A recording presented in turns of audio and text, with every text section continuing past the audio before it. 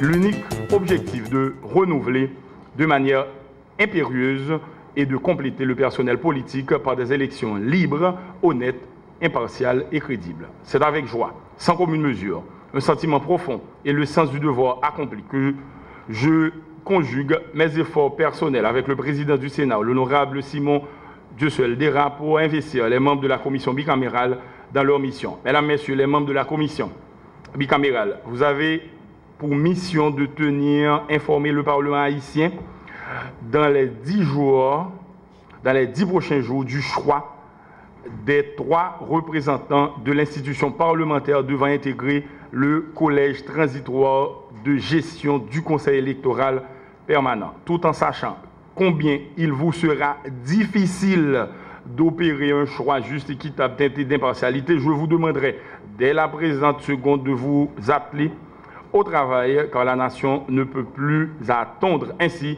l'institution parlementaire compte sur votre dévouement, votre sérieux, votre impartialité et surtout votre crédibilité tout au long de votre travail.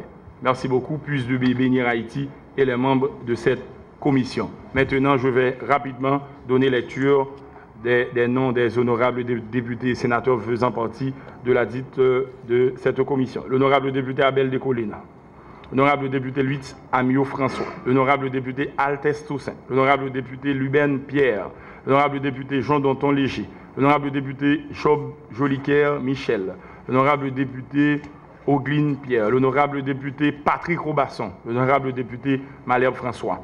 Maintenant pour les sénateurs, l'honorable sénateur Gentil Jean-William, l'honorable sénateur Jocelyn Privert, l'honorable sénateur Mélius Hippolyte, l'honorable sénateur Steven Ivenson Benoît, l'honorable sénateur Lucas Saint-Ville, l'honorable sénateur Bien-Aimé Jean-Baptiste, l'honorable sénateur Wenceslas Lambert, l'honorable sénateur Richer Andris.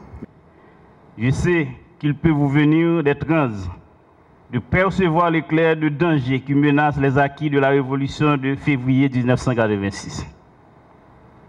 Sans nullement vous inciter à méconnaître ces inquiétudes à notre vigie, je vous exhorte, collègues commissaires, à vous atteler à la tâche avec la conscience de remplir une mission sacro-sainte.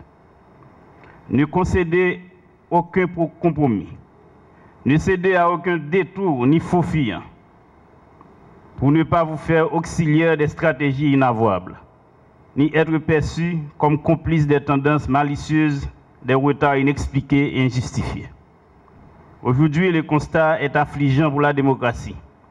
Et les vrais démocrates, depuis 21 mois, les autorités des collectivités territoriales n'ont pas un mandat populaire. Ils sont nommés. Le Sénat de la République est amputé d'un tiers de ses membres depuis 8 mois, ce qui compromet son bon fonctionnement et l'empêche de remplir convenablement ses fonctions. La Chambre des députés attend impatiemment de compléter son effectif. 4 circonscriptions ne sont pas représentées et attendent que l'exécutif veuille bien publier les résultats, les concerner et permettre à leurs députés de prêter serment et de défendre leurs intérêts.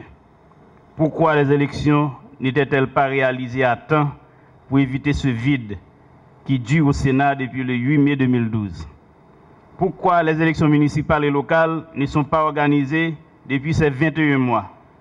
Pourquoi les collectivités territoriales n'ont pas à leur tête des représentants revêtus de la légitimité populaire? Pourquoi le pouvoir exécutif n'a jamais pensé à organiser des élections partielles pour combler les vacances créées par la mort du député Jonal Polite au premier jour de la 49e législature?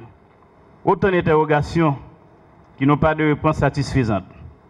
Le Parlement refuse d'être complice d'un tel état de choses contraire à la Constitution et incompatible avec un état de droit.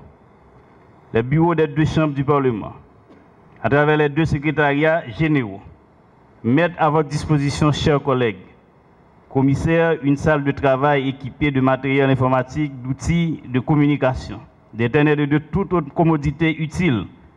Ils mettent également à votre service des techniciens compétents pour vous accompagner de votre travail. Par-dessus tout, vous avez la confiance de tous vos collègues députés et sénateurs qui vous souhaitent d'instaurer au sein de cette commission, grâce à votre esprit d'ouverture et de dialogue, à votre sens de l'abnégation,